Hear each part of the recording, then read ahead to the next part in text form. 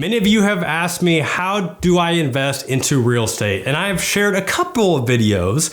One of the options that I mentioned is Fundrise. Now, Fundrise is a platform that I have been very high on for several months. I just love the whole concept. But the other day, I got an email from their CEO discussing a policy that left me feeling a little uneasy. And I wanted to share this email and talk a little bit more about what this means to you, what it means about Fundrise as a potential investment option. And we're going to dive into all of that and more right now.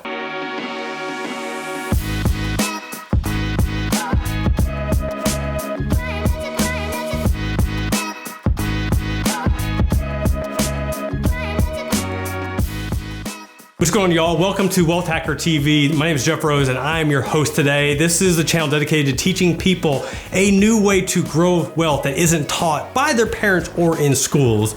And we're talking about Fundrise. Now, Fundrise is an investment platform that I have been very high on. I have a video where I talk about Fundrise in depth. I opened a Fundrise account because I just love the entire concept of crowdfunding real estate investing. Now, this is a space, a niche that has blown up in the last few years. I think this all started with peer-to-peer lending with Lending Club and Prosper. And now a lot of people want to become real estate investors. So why not create crowdfunding options? So we've seen Fundrise, we've seen Rich Uncles, we've seen Realty Mogul, we've seen Realty Shares. Now, the interesting thing is that Realty Shares just shut down from accepting any new money from new investors.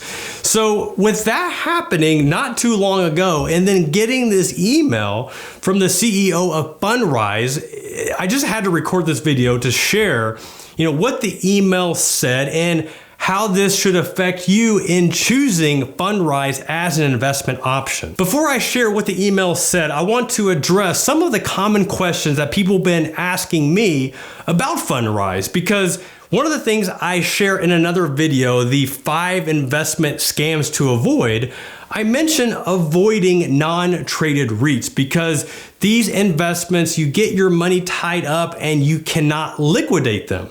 So my response to that, because Fundrise can be and should be considered a non-traded REIT, but the big difference with Fundrise versus these others was that you could liquidate.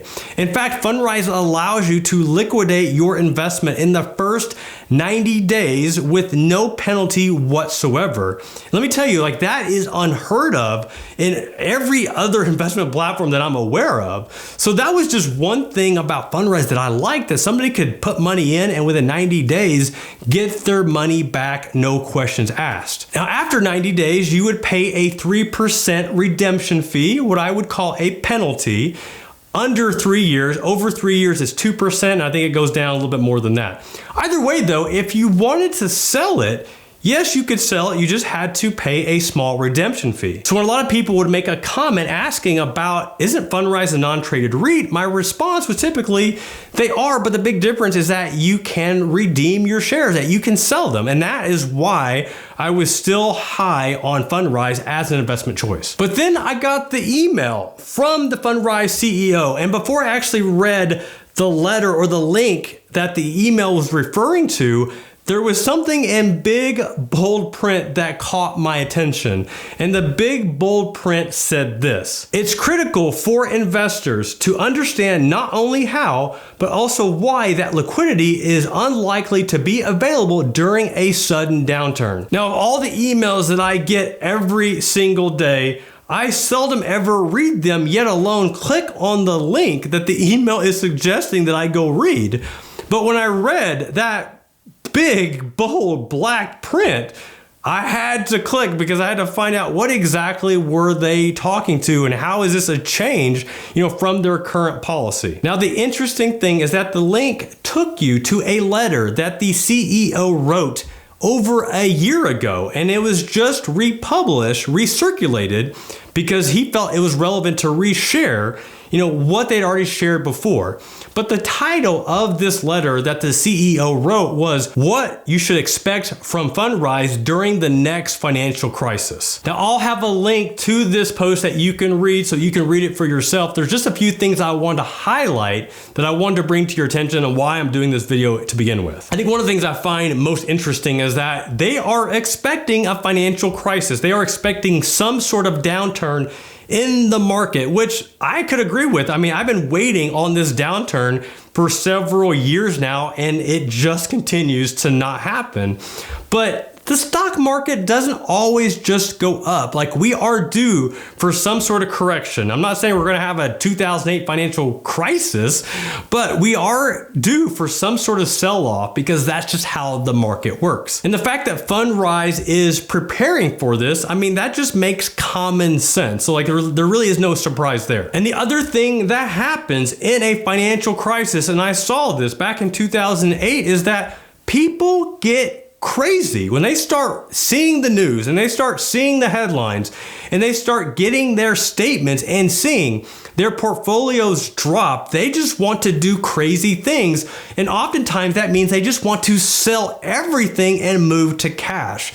I've seen it happen time and time again, and Fundrise understands that. They understand when people see volatility, when they see pricing changes going crazy, that people, they just get scared and they just want to get out of everything. So a key passage in the letter that also stood out to me was this. It says that this forced selling in turn leads to a temporary plunge in asset prices as everyone waits to see where the bottom will be. And let me tell you, you're not going to predict the bottom. Like, it ain't gonna happen. No one ever predicts the bottom. You think you can do it? No, you can't. Stop kidding yourself. The letter goes on to say, in such circumstances, Fundrise will almost certainly suspend our redemption program, and investors should not expect us to provide them with liquidity. It was that text, that comment in the letter that I felt compelled that I had to produce this video, because I feel like my stance has been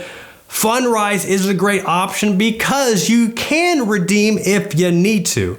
Now, I never said that Fundrise is a short-term investment, because real estate investing is not a short-term investment. It's always going to be a long-term gain unless you are a professional real estate investor. So while I don't totally disagree with what Fundrise is doing here, I still want to make sure that you know what you are getting yourself into if you decide to invest into Fundrise. Just so you can understand like how this works and why they are preventing people from selling their shares. So inside their REITs, they have all these different investment properties, all these different commercial properties. And if all their investors are trying to sell everything they have and generate cash, so they have to liquidate their real estate properties at a time that's not optimum for them, and everybody loses because they're selling properties that could come back around where they can make a killing, but now they're having to sell off at a time where they're losing money. It's really a lose-lose for everybody involved. So what does this mean for me regarding Fundrise as an investment option? Like, how am I treating them compared to other investments out there? And for the most part, I'm treating them just like I would the stock market. I think the stock market is due for a sell-off, is due for a correction. And right now, I haven't been adding any new money to the stock market. I've been keeping money in cash, waiting for a good buying opportunity. Now, if I was dollar cost averaging and I was putting smaller amounts of money in, yes, I would still be putting it in the stock market. I would still be putting it into Fundrise and other investment platforms. But if I had a big chunk of money that I was sitting on, I would not put all that into the stock market. I would not put all that into Fundrise right now.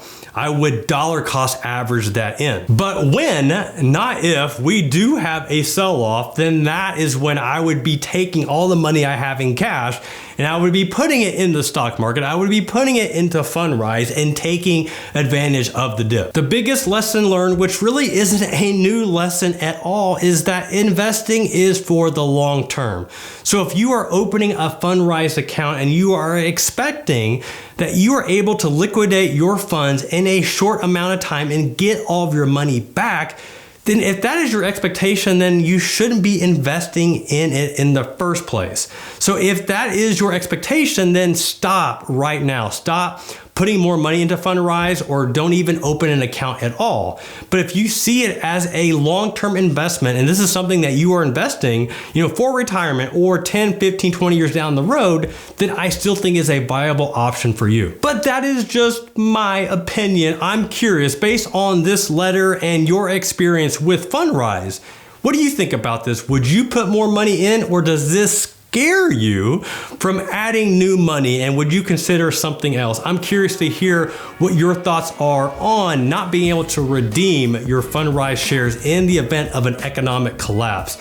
All right, y'all, I hope that you enjoyed this video. I've got more content coming. Please subscribe if you haven't yet. This is Jeff Rose reminding you that it's your money, it's your life, and only you can make it awesome. Until next time.